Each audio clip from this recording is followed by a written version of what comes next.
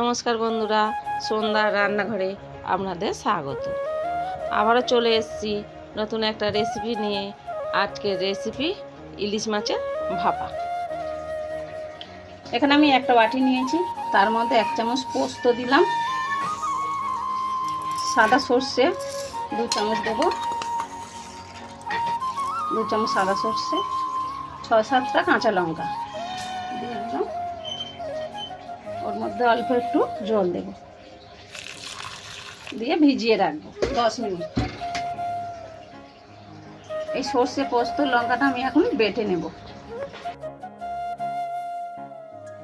এখানে আমি 500 ইলিশ মাছ নিয়েছি। দেখুন, ইলিশ মাছটা ভালো করে কেটে ধুয়ে নিয়েছি।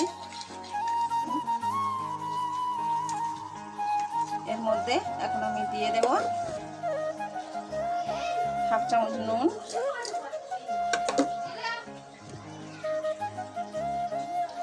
অল্প হলুদ,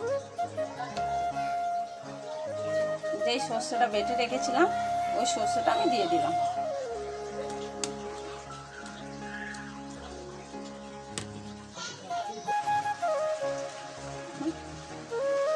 সর্ষের তেল দিলাম 3 থেকে 4 চামচ। ভাপাতে অবশ্যই সর্ষের তেল দিতে হবে। দিয়ে এটাকে আমি ভালো করে মেখে নেব।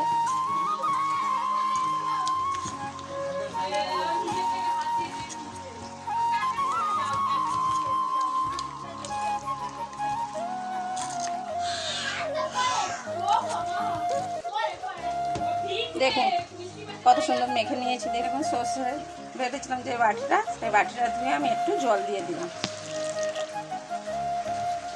দিয়ে আবারও ভালো করে মেখে নেব।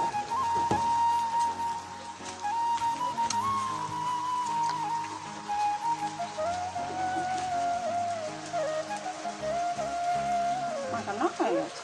দেখুন 4টে কাঁচা লঙ্কা আমি ওপর থেকে দিয়ে দিলাম।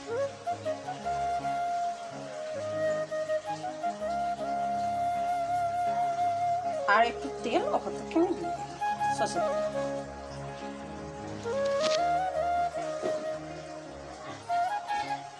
হয়ে গেছে। এখানে কড়া বসে দিয়েছি, কড়ার মধ্যে একটা স্ট্যান্ড দিয়ে দিয়েছি। এবারে যে পাত্রে আমি মাছ রেখেছিলাম ওই পাত্রটা কড়ার স্ট্যান্ডের মধ্যে বসিয়ে দিলাম, দিয়ে একটা চাপা দিয়ে দিলাম, আরও একটা চাপা দিয়ে দিলাম।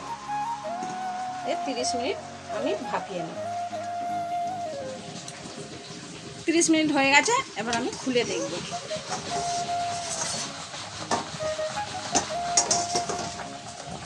দেখুন এটা একটু বন্ধ করে দিয়েছি, আর এটাকে আমি খুলে দেখছি।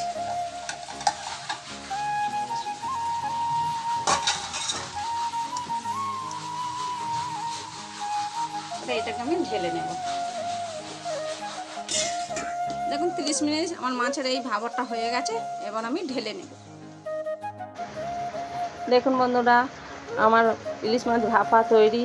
দেখুন কত সুন্দর দেখতে হয়েছে। আপনারা অবশ্যই একবার বাড়িতে ট্রাই করে দেখবেন। আমি যেভাবে বানিয়েছি এইভাবে বানানোর চেষ্টা করবেন। আর যদি আমার ভিডিওটা ভালো লেগে থাকে কমেন্টে জানাবেন।